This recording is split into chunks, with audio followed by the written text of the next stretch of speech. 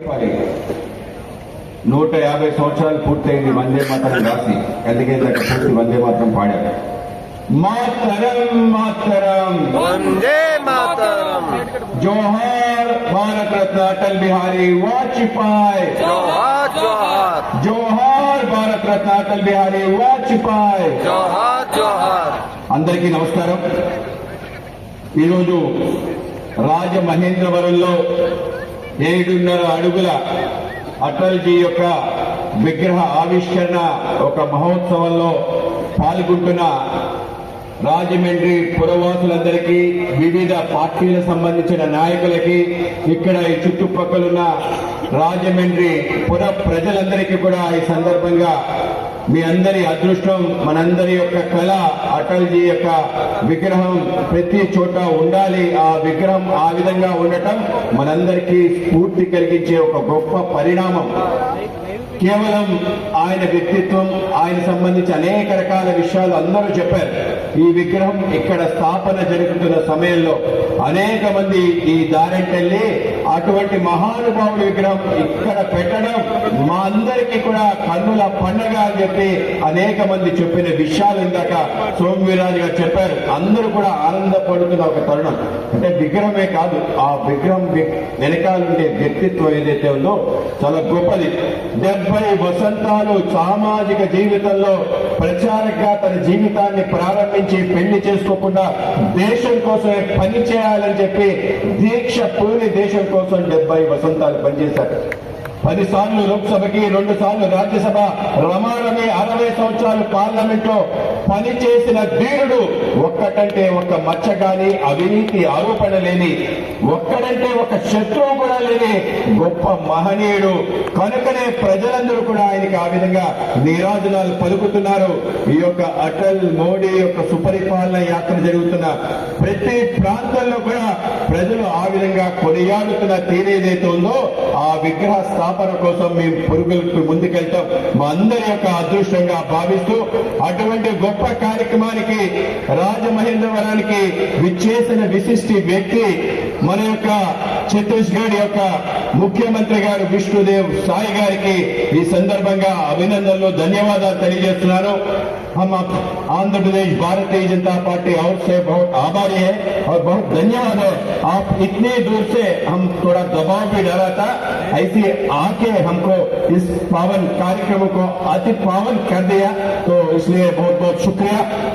ఆయన ఇక్కడికి రావడం మామూలు విషయం కాదు. ఎక్కడైతే అటల్ బిహారీ పుట్టాడో అటువంటి ప్రాంతం నుంచి ఆయన వచ్చారు. ఆయన మధ్యప్రదేశ్ గ్వాలియర్లో పుట్టారు. 2 ఛత్తీస్గఢ్ మధ్యప్రదేశ్ కలిసి ఉన్న ప్రాంతం నుంచి వచ్చాడు.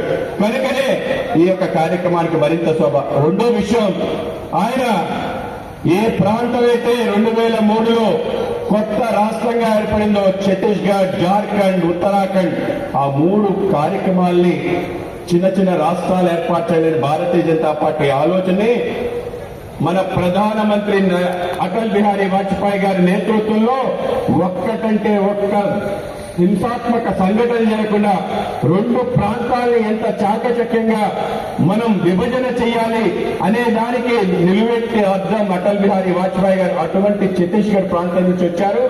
ఎక్కడా కూడా మన రాష్ట్రంలో మనం చూసాం, తెలంగాణ, ఆంధ్రప్రదేశ్ ఏర్పడిన సమయంలో అనేక రకాలుగా ఇక్కడంతా కూడా సమైక్యవాదం, అక్కడ తెలంగాణలో ఆంధ్ర వ్యతిరేకవాదం. ఆ వాదాలే లేదే. ఇంత చాకచక్యంగా చేయగలిగే అవకాశం ఏ విధంగా వచ్చిందంటే అటల్ బిహారీ వాజ్పేయి గారి యొక్క రాజనీతిజ్ఞత ఏ విధంగా ఉందంటే అన్ని పక్షాలని కూర్చోబెట్టి రాష్ట్రం పెద్దది కనుక 2 రాష్ట్రాలుగా ఏర్పాటు చేస్తే బాగుంటుంది అని చెప్పి ఆ విధంగా 2003లో ఛత్తీస్గఢ్ ని ఏ విధంగా ఏర్పాటు చేశారో అద్భుతమైన ఘనత సాధించాడు. ఆ రోజు మన్మోహన్ సింగ్ గాని, సోనియా గాంధీ గాని రాష్ట్రాన్ని రావణకాశం చేసి రాష్ట్ర విభజన చేశారనే విషయం తప్పనిసరిగా ఈ సందర్భంగా గుర్తుంచుకోవాలి. 3వ విషయం, ఛత్తీస్గఢ్ లో ఆయనకి మొత్తం ఆ ప్రాంతంలో కొత్త రాజధాని ఏర్పడింది. ఆ రాజధాని పేరు అటల్ నగర్ గా నామకరణం చేశారు విష్ణుదేవ్ సాయి గారు. నయా రాయ్పూర్ ని అటల్ నగర్ గా ఈ యొక్క శతాబ్ది సందర్భంగా చేసిన గొప్ప వ్యక్తి ఒక ముఖ్యమంత్రి గారు కనుకనే అటువంటి వ్యక్తి మన కార్యక్రమానికి రావటం చాలా గొప్ప విషయం. కేవలం ఒకటి కాదు, ఆ ప్రాంతంలో అనేక రకాల ఆ యొక్క నయా రాయ్పూర్ లో నేషనల్ పార్క్ అటల్జీ పేరు పెట్టారు. అలాగే నందగావ్ దగ్గర ఏదైతే విశ్వవిద్యాలయానికి పేరు పెట్టారో, బిలాస్పూర్ లో ఇంకొక ప్రాంతానికి స్టేడియం కి అటల్జీ పేరు పెట్టారు. ఆ విధంగా అటల్జీ అంటే పులకించిపోయే ఒక వ్యక్తి, వాళ్ళ ప్రాంతం వాసి.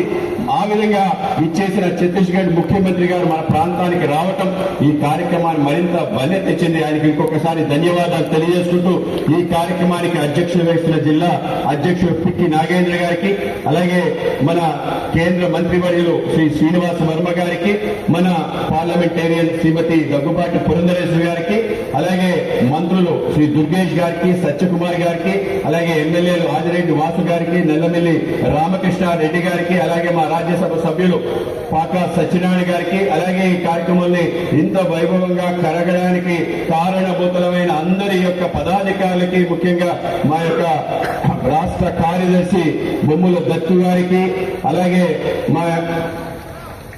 మా రాష్ట్ర కార్యవర్గ సభ్యులు పరిమి రాధా గారికి, హారిక్ గారికి, నీలంగి శ్రీదేవి గారికి, అలాగే మిత్రులు ఆకుల శ్రీధర్ గారికి, అలాగే నరేష్ గారికి, అలాగే సతీష్ గారికి, అలాగే ఈ యొక్క జోనల్ ఇన్ఛార్జ్ మా రాష్ట్ర ప్రధాన కార్యదర్శి శ్రీమతి లక్ష్మీ ప్రసన్న గారికి, అలాగే మా యొక్క జనసేన నాయకులు వై శ్రీనివాస్ గారికి, అలాగే మా సాయి గారికి, ఇతర నేతలందరికీ ధన్యవాదాలు తెలియజేసుకుంటూ, వేదిక ముందున్న పెద్దలందరికీ కూడా నమస్కారాలు తెలియజేసుకుంటూ, అనేక రకాల విషయాలు మనం మాట్లాడుకోవడం జరిగింది. అటల్జీ యొక్క అనేక రకాల ఆలోచనలు తప్పనిసరిగా మనందరూ కూడా తెలుసుకోవాలి. ఆయన అతి చిన్న వయసు 18 సంవత్సరాల్లో క్విట్ ఇండియా మూవ్మెంట్ సందర్భంగా జైలుకి వెళ్లి అప్పటి నుంచి ఆయన జీవితం దేశం కోసమే అర్పణ చేయాలని 1947లో స్వతంత్రం వచ్చిన తర్వాత నేను బ్రహ్మచారిగా ఉండి దేశం కోసం పనిచేస్తానని చెప్పి పూర్తి సమయం కార్యకర్తగా రాష్ట్రీయ స్వయం సేవక్ సంఘ్ యొక్క ప్రచారక తన జీవితాన్ని పూర్తి దేశం కోసం అంకితం చేసిన గొప్ప మహానుభావుడు. కేవలం అదే కాదు, దేశం సంబంధించిన ఆ రోజు ఏదైతే రాజకీయాలు జరుగుతున్నాయో, ఏదైతే ఆ రోజు ఆలోచన పదంతో నెహ్రూ చేసిన అనేక విధానాల వ్యతిరేకంగా దేశంలో ఒక ప్రత్యామ్నాయ శక్తి, కొత్త రాజకీయ ఒరవడిని సృష్టించే విధంగా భారతదేశం అంటే ఒకటే దేశం, ఒకటే జాతి, ఒకటే ప్రజ అనే ఆలోచన దేశంలో ఉండాలి. మత ఆధారంగా దేశం పాకిస్తాన్ ఇండియాగా విభజన జరిగింది. మరొకసారి ఈ దేశం మత ఆధారంగా విభజన జరగకూడదు.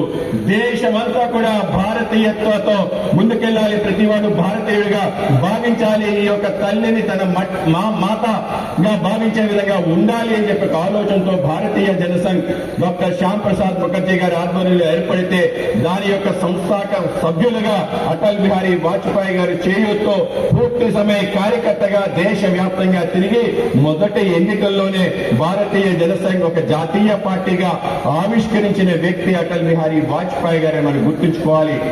ఆయన 1957లో మొదటిసారి బలరాంపూర్ నుంచి గెలిచి పార్లమెంట్ లో ప్రవేశపెట్టిన తర్వాత, అడుగు పెట్టిన తర్వాత ఆయన చేసిన అద్భుత ప్రసంగాన్ని చూసి ఆ రోజు ప్రధానమంత్రి పండిట్ జవహర్లాల్ నెహ్రూ గారు చెప్పాడు, ఈయనెవరో చిచ్చరు పురుగులా ఉన్నాడు యువకుడు, రాబో కాలంలో భావి భారత ప్రధానమంత్రి అవుతాడని చెప్పాడంటే ఆయన ఎంత అద్భుతంగా ప్రసంగిస్తాడు.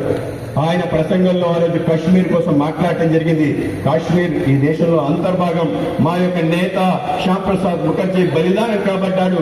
ఆ కాశ్మీర్ ని భారతదేశంలో విలీనం చేయాలి, పూర్తి స్థాయిగా స్వయం ప్రతిపత్తిని తొలగించాలి. దానికోసం మేము పోరాటం చేస్తాం. ఎప్పుడైనా అధికారంలోకి వస్తే తప్పనిసరిగా 375 కని రద్దు చేసే విధంగా ప్రయత్నం చేస్తారన్నారు.